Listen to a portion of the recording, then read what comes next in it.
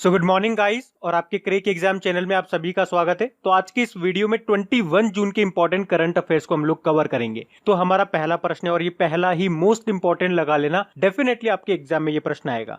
प्रश्न क्या है कि अभी किसने जर्मनी का प्रतिष्ठित शांति पुरस्कार जीता है? तो सही उत्तर होगा अमर्त्य सेन ने। तो अभी हाल ही में जर्मन बुक ट्रेड ने भारतीय अर्थशास्त्री है ये अमर्त्य सेन और इन्हीं को 2020 के शांति पुरस्कार के लिए चुना है। और क्यों दिया गया इनको ये पुरस्कार? तो उन्हें विश्व भर में फैले सामाजिक अन्याय को उजागर करने के उनके काम के लिए उनको ये सम्मान मिला है। और ये इंपॉर्टेंट इसलिए भी हो जाता है क्योंकि ये सम्मान पाने वाले ये दूसरे भारतीय हैं। इनसे पहले किसको मिल चुका है? तो भारत के पूर्व राष्ट्रपति थे डॉक्टर सर्वपल्ली राधाकृष्णन जी, उनको मिला था ये सम्मान और इस तरह से ये दूसरे भारतीय बने हैं ये सम्मान पाने वाले। अच्छा, अमर्त्य सेन से कुछ पॉइंट्स मैं आपको बता दूं, जैसे कि 1998 में अर्थशास्त्र का नोबेल पुरस्कार मिला था इनको। अर्थशास्त्र इंग्लिश में बोलेंगे तो इकोनॉमी। उसके बाद 1999 में भारत रत्न मिला था इनको, भारत का सर्वोच्च नागरिक सम्मान। उसके अलावा पिछले साल ही हमने इनसे रिलेटेड 2 क्वेश्चन पढ़े थे। असमानता पर अध्ययन के लिए लंदन स्कूल ऑफ इकोनॉमिक्स ने अमर्त्य सेन चेयर यानी कि अध्ययन पीठ की स्थापना की थी। उसके अलावा ऑक्सफोर्ड यूनिवर्सिटी के बोर्डले पदक से भी इनको सम्मानित किया गया था। तो इनका नाम आपको याद रखना है। बाकी जो ऑप्शन लिखे हैं ना, ये भी मोस्ट इंपोर्टेंट है। एक तो रतन लाल जी का नाम, ये भी आपके एग्जाम में आएगा। विश्व खाद्य पुरस्कार 2020 इन्होंने जीता था, अभी आपने पढ़ा होगा। शोभा शेखर की बात करेंगे, medal of the order of Australia इन्होंने जीता था। और Javed Akhtar Richard Dawkins award जीतने वाले पहले भारतीय बने थे। तो ये पूरा क्वेश्चन विद ऑप्शन सभी इंपॉर्टेंट है। बढ़ते हैं आगे। फिर हाल ही में JSW सीमेंट ने किसे अपना ब्रांड एम्बेसडर बनाया है? तो आंसर होगा उपर्युक्त दोनों, यानी कि दादा यानी कि सौरव गांगुली और सुनील छेत्री को। तो अभी JSW सीमेंट ने, जो भारतीय क्रिकेट टीम के पूर्व कप्तान है और वर्तमान में BCCI के अध्यक्ष हैं, ये सौरव गांगुली और सुनील छेत्री जो कि फुटबॉल टीम के कैप्टन है हमारे, और बेंगलुरु फुटबॉल क्लब के भी ये कैप्टन है सुनील छेत्री, और इन दोनों को अभी ब्रांड एम्बेसडर बनाया JSW स्टील ने। अच्छा, ध्यान रखना, अगर आपसे एग्जाम में पूछा जाए JSW स्टील, तो इन दोनों को ब्रांड एम्बेसडर बनाया है JSW सीमेंट ने। अच्छा, ध्यान से सुनना, JSW सीमेंट आपसे पूछा जाए एग्जाम में तो आप आंसर करोगे सौरव गांगुली और सुनील छेत्री। लेकिन अगर आपसे पूछा जाता है JSW स्टील के ब्रांड एम्बेसडर कौन बने थे, तो फिर आपका आंसर चेंज हो जाएगा। फिर आपका आंसर होगा ऋषभ पंत। ये आपको ध्यान रखना है। बाकी कुछ और नाम मैं आपको बताऊं अभी न्यूज में जो रहे थे, जैसे कि मानुषी छिल्लर अभी आदिदास की ब्रांड एम्बेसडर बनी थी। ये गार्गो इंटरनेशनल दिल्ली की एक लुब्रिकेंट कंपनी है, उसने अपना ब्रांड एम्बेसडर बनाया था सोनू सूद को। रोहित शर्मा अभी 2 बार नाम इनका न्यूज में आया था। एक तो दुबई की क्रिकेट एकेडमी है क्रिक किंगडम, उसके ब्रांड एम्बेसडर बने थे, और इंडियन इन्फोलाइन फाइनेंस लिमिटेड के ये ब्रांड एम्बेसडर बने थे। टाटा पावर के ब्रांड एम्बेसडर बने थे शार्दुल ठाकुर, और प्यूमा की बनी थी कौन? करीना कपूर, और आदिदास की बनी थी मानुषी छिल्लर। मानुषी छिल्लर 2017 का मिस वर्ल्ड का खिताब जीता था इन्होंने। अच्छा, अगर आपसे प्रश्न पूछ लिया जाए कि 2019 का मिस वर्ल्ड का खिताब किसने जीता था, तो क्या आप बता पाओगे? वैसे आपको पता होना चाहिए एग्जाम पॉइंट ऑफ व्यू से। तो ये कुछ मैंने आपको अभी नाम बताए जो अभी न्यूज में थे एज ए ब्रांड एम्बेसडर। अच्छा देखो, आप लोगों को पता होगा जनवरी से लेकर जून तक जितने भी एम्बेसडर और हाई कमिश्नर यानी कि राजदूत और उच्चायुक्त न्यूज में रहे थे, उनका ऑडियो बना करके आपको दे दिया। आपने वो सुन भी लिया होगा, नहीं सुना होगा तो नीचे ऑडियो रिवीजन करके लिंक दिया हुआ है, वहां जाकर के सुन लेना।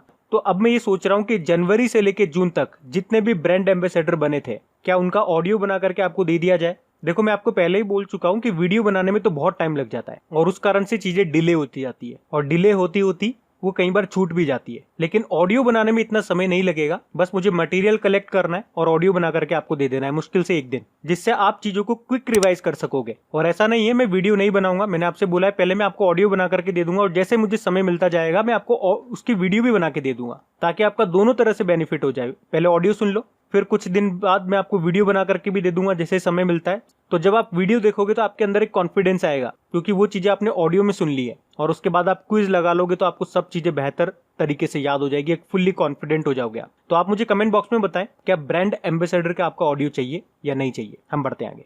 फिर है हाल ही में किसे राष्ट्रीय लोक वित्त एवं नीति संस्थान का अध्यक्ष नियुक्त किया गया है? तो सही उत्तर होगा उर्जित पटेल को। आरबीआई के पूर्व गवर्नर हैं ये उर्जित पटेल, और इन्हीं को अभी national institute of public finance and policy का अध्यक्ष नियुक्त किया गया है।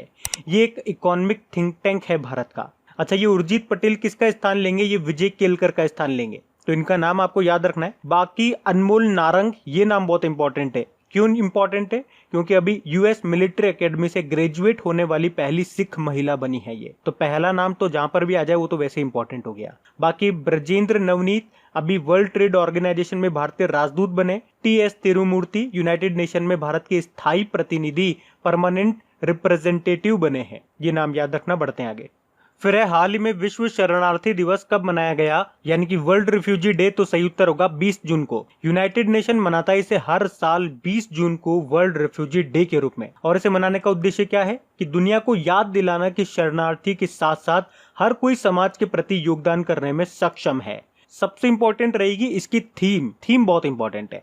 Every action count. क्या है थीम? Every action count. अब इंपॉर्टेंट डे वाला क्वेश्चन आ गया, तो जब भी इंपॉर्टेंट डे आता है मैं सारे इंपॉर्टेंट डे आपको उस महीने की रिवाइज कराता हूं। अगर आपको याद है तो मेरे साथ साथ बोलना। अगर आप में से इस वीडियो को कोई पहली बार देख रहा है तो आपके लिए मैं यहाँ पे सारे इंपॉर्टेंट डे लिख रहा हूं, तो देख देख करके उनको मेरे साथ बोलना, क्योंकि बोलोगे तो आधी चीजें आपको यहीं पे याद हो जाएगी। तो 1 जून को हमने मनाया वर्ल्ड मिल्क डे, 3 जून को मनाया विश्व साइकिल दिवस, 5 जून को मनाया वर्ल्ड एनवायरनमेंट डे, 7 जून को मनाया विश्व खाद्य सुरक्षा दिवस, वर्ल्ड फूड सेफ्टी डे, 8 जून को मनाया। 8 को 2 इंपॉर्टेंट डे मनाते हैं, वर्ल्ड ओशियन डे और वर्ल्ड ब्रेन ट्यूमर डे। 9 जून को विश्व प्रत्यायन दिवस, वर्ल्ड एक्रेडिटेशन डे मनाया। 12 जून को बाल मजदूरी के खिलाफ विश्व दिवस, world day against child labour. 13 जून को अंतर्राष्ट्रीय रंगहीनता दिवस, इंटरनेशनल एल्बिनिज्म अवेयरनेस डे। 14 जून को विश्व रक्तदाता दिवस, वर्ल्ड ब्लड डोनर डे। 15 जून को world Elder abuse awareness day मनाया और 15 जून को ही ग्लोबल विंड डे भी मनाया। 16 जून को अंतर्राष्ट्रीय परिवार प्रेक्षण दिवस, international day of family remittance मनाया।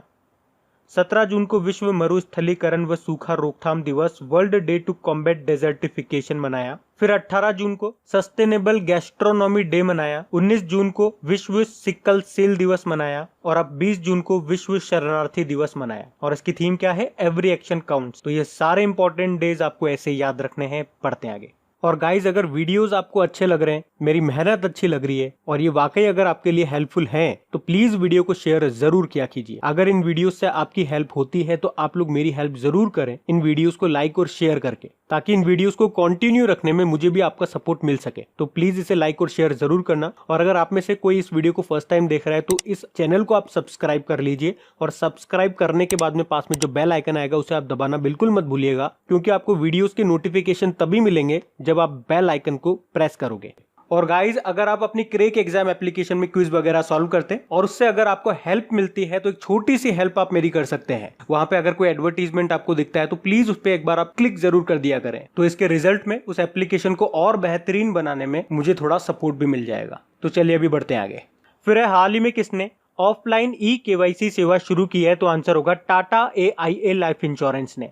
तो अभी कोरोना वायरस महामारी की वजह से लोग घरों से बाहर निकलने से बच रहे हैं। ऐसे में टाटा AIA लाइफ इंश्योरेंस ने अपने कस्टमर्स के लिए ऑफलाइन ई-केवाईसी सेवा को शुरू किया है। मतलब कोई भी कागजी कार्रवाई नहीं होगी, जो भी काम होगा इलेक्ट्रॉनिक तरीके से होगा। केवाईसी मतलब होता है नो योर कस्टमर, अपने ग्राहक को पहचानो। अच्छा, जिस तरह से मैं आपको चीजें लिंक कर करके को रिलेट कर करके याद कराता हूं, तो केवाईसी से आपको कुछ याद आ गया होगा। क्या याद आया? अभी वीडियो केवाईसी शुरू करने वाला पहला बैंक कौन सा बना था? कोटक महिंद्रा बैंक बना था। और कोटक महिंद्रा बैंक से भी कुछ याद आया होगा। इसके जो MD CEO हैं उनका नाम है उदय कोटक, और ये अभी अध्यक्ष बन गए हैं किसके? CII के, कॉन्फेडरेशन ऑफ इंडियन इंडस्ट्री। ये भी याद रखना। अब यहाँ पे बात लाइफ इंश्योरेंस की हो रही है, तो आपको मैं इंश्योरेंस से 2 नाम बताऊंगा, वो आपको याद रखने हैं आपके एग्जाम पॉइंट ऑफ व्यू से। एक तो अभी यूनियन बैंक ऑफ इंडिया ने इंडिया फर्स्ट लाइफ इंश्योरेंस की 30% की हिस्सेदारी खरीद ली थी। उसके अलावा अभी एक्सिस बैंक ने भी 29% हिस्सेदारी खरीद ली थी मैक्स लाइफ इंश्योरेंस में। तो ये पॉइंट्स आपको याद रखने हैं। बाकी ICICI होम फाइनेंस अभी हमने पढ़ाई था। अभी इसने अफोर्डेबल हाउसिंग लोन योजना, जिसका नाम है सरल, उसको शुरू किया था। टाटा AIA लाइफ इंश्योरेंस की बात करेंगे, स्थापना 2000 में हुई थी, सन 2000 में। मुंबई में हेडक्वार्टर है और इसके MD CEO का नाम है ऋषि श्रीवास्तव। बढ़ते आगे।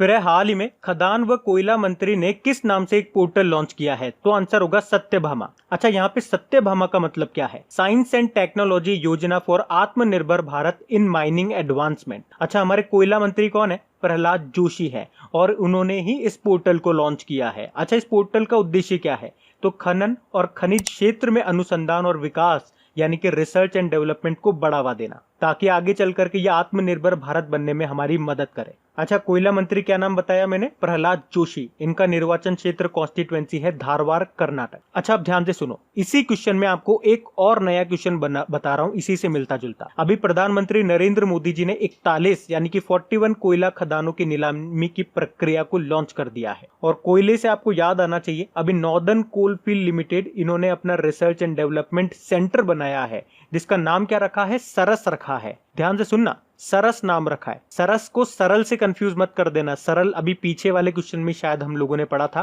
कि आईसीआईसीआई होम फाइनेंस ने अभी एक अफोर्डेबल हाउसिंग लोन योजना शुरू की है जिसका नाम है सरल। वो सरल है, ये सरस है। और इस करंट फिस्कल ईयर, इस वित्त वर्ष में हमारा कोयले के उत्पादन का लक्ष्य कितना है? 710 मिलियन टन है। और अभी आपको याद होगा कोल इंडिया लिमिटेड के नए चेयरमैन कौन बने हैं? प्रमोद अग्रवाल बने हैं। तो इसी एक क्वेश्चन में मैंने आपको 2-3 पॉइंट बता दिए हैं, 2-3 क्वेश्चन बता दिए हैं, इनको आप याद रखना। अच्छा, काफी बार स्टूडेंट्स कहते हैं कि नंबर ऑफ क्वेश्चन बढ़ाइए, 15 करिए, 20 करिए, क्योंकि काफी जगह ज्यादा क्वेश्चन पढ़ाए जाते होंगे उनको। तो देखो, एक बात आप लोग ध्यान रखना, क्वालिटी लानी होती है तो 10-12 क्वेश्चन में भी आ जाती है। आप इस तरह से चीजों को अगर लिंक कर करके, कोरिलेट करके एक ही क्वेश्चन में डाल दोगे तो आपको याद रखने में भी आसानी होगी। और आपके माइंड को ज्यादा क्वेश्चन भी नहीं दिखेंगे तो उसको आलस भी नहीं आएंगे, बर्डन भी नहीं आएगा चीजों को पढ़ने में, क्योंकि हमारा माइंड इस तरह से सेट होता है। आप कभी भी देखना, किसी भी स्टूडेंट के सामने एक रजिस्टर खोल के पटक दो कि ये पूरा रजिस्टर आपको याद करना है, तो वो पहले ही डर जाएगा। रजिस्टर खोल के भी नहीं देखेगा कि इसमें पूरे पन्ने भी भरे हुए हैं या नहीं भरे हुए। लेकिन आप उसके सामने 4 पन्ने लेकर के पटक दो, वो खुश हो जाएगा, वो तैयार हो जाएगा उनको याद करने के लिए। तो क्वेश्चन 15 या 20 कराने से कुछ नहीं होता। आप 10 या 12 क्वेश्चन ही करो, लेकिन अच्छे से कर लो। 15 या 20 क्वेश्चन हम भी करा सकते हैं। मैं आपको एक ही क्वेश्चन में 3-4 क्वेश्चन बता देता हूं, तो एक क्वेश्चन में न करा करके मैं आपको उनको अलग अलग करा दूं, लो बन गए 15 से 20 क्वेश्चन। ये फॉर्मेलिटी करने वाली बात है, और मुझे बस फॉर्मेलिटी करने नहीं आती है। और शायद यही एक बहुत बड़ा कारण है कि आज हम आगे नहीं बढ़ पाए, आज हमारे व्यूज नहीं आते हैं, क्योंकि मैक्सिमम से मैक्सिमम स्टूडेंट्स को बस दिखावा चाहिए, ज्यादा चाहिए। लेकिन मैं फॉर्मेलिटी नहीं करता हूं, इसलिए मात भी खा गए। लेकिन चलिए, कोई बात नहीं, आप साथ हो तो सब हो जाएगा। चलिए बढ़ते हैं आगे।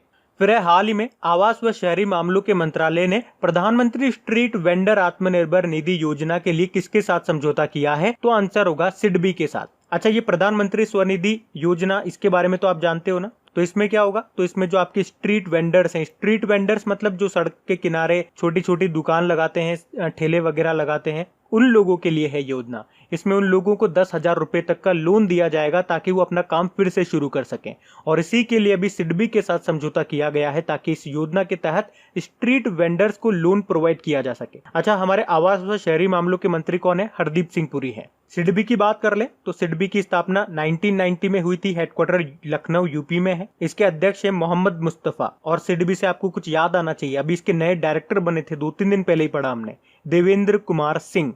इसके अलावा अभी सिडबी ने उत्तर प्रदेश के साथ मिलकर के एक यूपी स्टार्टअप फंड भी बनाया था। और कुछ समय पहले हमने पढ़ा था कि सिडबी ने स्वावलंबन एक्सप्रेस को भी शुरू किया था। इसके अलावा अभी सिडबी ने एमएसएमई को आपातकालीन ऋण मुहैया कराने के लिए सेफ प्लस योजना भी शुरू की थी। और ये सेफ प्लस में, सेफ का मतलब क्या होता है? SIDBI assistance to facilitate emergency, ये भी याद रखना। बढ़ते हैं आगे।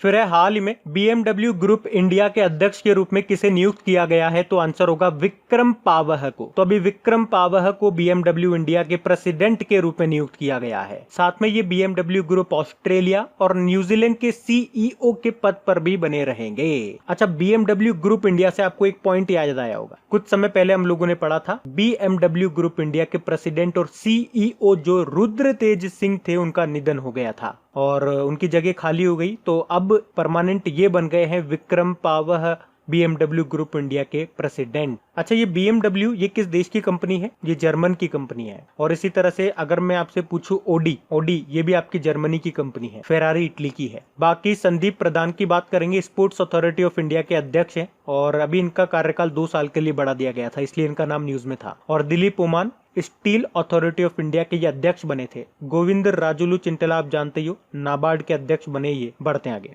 फिर है हाल ही में किस राज्य सरकार ने ऑनलाइन कक्षाओं पर प्रतिबंध लगा दिया? तो आंसर होगा मध्य प्रदेश की सरकार ने। तो अभी मध्य प्रदेश की सरकार ने कक्षा 5वीं तक की सभी ऑनलाइन कक्षाओं पर प्रतिबंध लगा दिया है। इसके अलावा क्लास 6 से लेके 8 तक के लिए भी टाइम फिक्स कर दिया गया। और इसका कारण क्या बताया कि कई परिवारों और छात्र छात्राओं के पास डिजिटल डिवाइसेस नहीं है और डेटा रिचार्ज की भी सुविधा उपलब्ध नहीं है, और इसकी वजह से उन्हें पढ़ाई का नुकसान हो रहा है और काफी सारी पेरेंट्स की भी शिकायतें आ रही है, और उन सब कारणों से ये फैसला लिया गया है। अच्छा, अभी कुछ दिन पहले मैंने आप लोगों को बताया था कि अभी कर्नाटक सरकार ने भी कक्षा 5वीं तक की ऑनलाइन क्लासेस पर बैन लगा दिया था, और उसके बाद अब मध्य प्रदेश ने। अब बात मध्य प्रदेश की है तो ये रहा मैप में मध्य प्रदेश, कैपिटल इसकी भोपाल है। याद रखना, भारत का पहला ई वेस्ट क्लिनिक आपका भोपाल में ही खुला है। मुख्यमंत्री हैं शिवराज सिंह चौहान और गवर्नर हैं लालजी दास टंडन। अच्छा, अभी मध्य प्रदेश सरकार ने कुछ योजनाएं, कुछ सेवाएं भी शुरू की थी, जैसे कि आपको याद होगा श्रम सिद्धि अभियान इसने शुरू किया था, बुखार क्लिनिक सेवा शुरू की थी,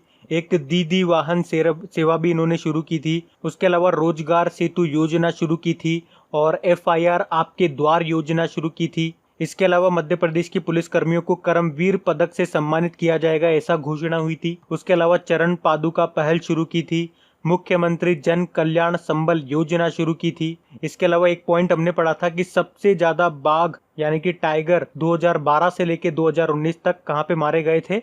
मध्य प्रदेश में। कितने? 173। पूरे भारत में तो 750 के लगभग मारे गए थे। वैसे सबसे ज्यादा टाइगर आपके मध्य प्रदेश में ही है। मध्य प्रदेश और कर्नाटक में ज्यादा फर्क नहीं है, लेकिन ज्यादा फिर भी मध्य प्रदेश में ही है। इसके अलावा शिशु मृत्यु दर ये भी सबसे ज्यादा रही है आपके मध्य प्रदेश में। उसके अलावा थैंक्स मॉम वृक्षारोपण अभियान भी शुरू किया गया है यहाँ पे।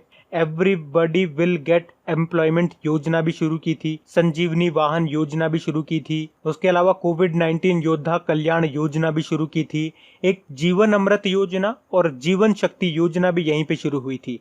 उसके अलावा मिड डे मील राशन देने वाला पहला राज्य भी मध्य प्रदेश था, और रेडियो स्कूल शुरू भी मध्य प्रदेश ने किया था। उसके अलावा मुख्यमंत्री शहरी पथ व्यवसाय उत्थान योजना भी यहीं पे शुरू हुई थी। और याद रखना, देश का पहला और दुनिया का दूसरा इन्फेंट्री म्यूजियम ये कहाँ पे खुलेगा? ये इंदौर में खुलेगा। मध्य भारत का पहला मेगा फूड पार्क भी आपके मध्य प्रदेश के देवास में ही है। यहाँ पे कौन कौन से नेशनल पार्क है? एक तो बांधवगढ़ नेशनल पार्क है, ये रॉयल बंगाल टाइगर की सबसे बड़ी आबादी के लिए जाना जाता है। बाकी कान्हा नेशनल पार्क मिलेगा, वन विहार नेशनल पार्क मिलेगा, संजय नेशनल पार्क मिलेगा, पन्ना नेशनल पार्क आपको यहाँ पे मिलेगा, एक सतपुड़ा नेशनल पार्क है, माधव पेंच नेशनल पार्क, ये सभी यहीं पर है। माधव नेशनल पार्क, पेंच नेशनल पार्क, ये सभी यहीं पर है। तो ये याद रखना। बढ़ते हैं आगे।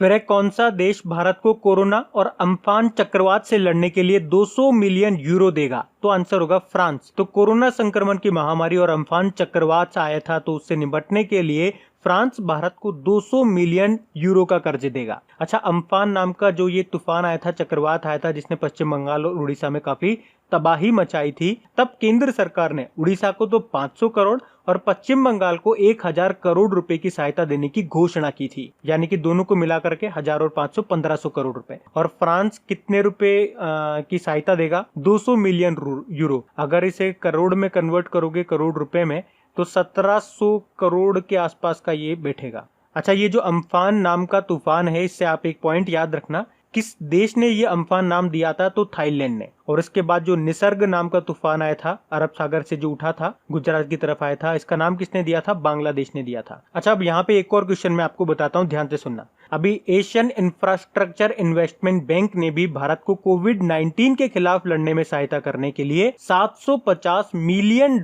का ऋण देने की घोषणा की है। और एशियन इंफ्रास्ट्रक्चर इन्वेस्टमेंट बैंक का हेडक्वार्टर आपके बीजिंग, चाइना में है। अच्छा, AIIB ने अभी कुछ समय पहले ही पश्चिम बंगाल को बाढ़ प्रबंधन और सिंचाई परियोजना के लिए भी 145 मिलियन डॉलर का ऋण देने की घोषणा की थी। तो वो पॉइंट भी आपको ध्यान रखना है। बढ़ते हैं आगे। फिर है, कौन सा बैंक अपने लोन प्रक्रिया को पूरी तरह से डिजिटल बनाएगा? तो आंसर होगा बैंक ऑफ बड़ौदा। तो बैंक ऑफ बड़ौदा जो भारत का तीसरा सबसे बड़ा सरकारी बैंक है, और इसने अभी सभी प्रकार के जो लोन्स है उनकी प्रक्रिया को, उनकी प्रोसेस को डिजिटलाइज्ड करने की घोषणा कर दी है। चाहे फिर वो होम लोन हो, ऑटो लोन हो, पर्सनल लोन हो, यानी कि हर प्रकार का कोई सा भी लोन हो, उसकी प्रोसेस को डिजिटल कर दिया जाएगा। किसके द्वारा? बैंक ऑफ बड़ौदा के द्वारा। अच्छा, ICICI बैंक अभी ये न्यूज में रहा था, क्यों? क्योंकि इसने इंस्टा फ्लेक्सी कैश नाम से ओवरड्राफ्ट सुविधा शुरू की थी। HDFC बैंक ये काफी कारण से न्यूज में था, जैसे कि समर ट्रीट्स अभियान शुरू किया था इसने, सेफ्टी ग्रिड अभियान शुरू किया था, senior citizen care fixed deposit योजना शुरू की थी, और हैशटैग हम हार नहीं मानेंगे सॉन्ग भी इसी ने रिलीज किया था। और इंडसइंड बैंक अभी मोबाइल पर करंट अकाउंट खोलने की सुविधा देने वाला पहला बैंक बना है ये। अच्छा, बैंक ऑफ बड़ौदा की बात कर लेते हैं। हमने कहा कि भारत का तीसरा सबसे बड़ा पब्लिक सेक्टर बैंक है, तो पहला कौन सा है?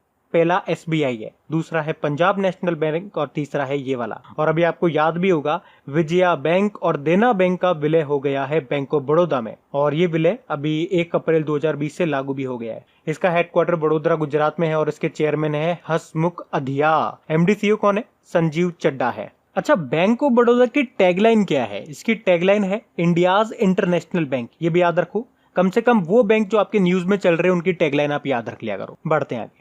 फिर है हाल ही में ऑटिस्टिक प्राइड डे 2020, ये हमने कब मनाया?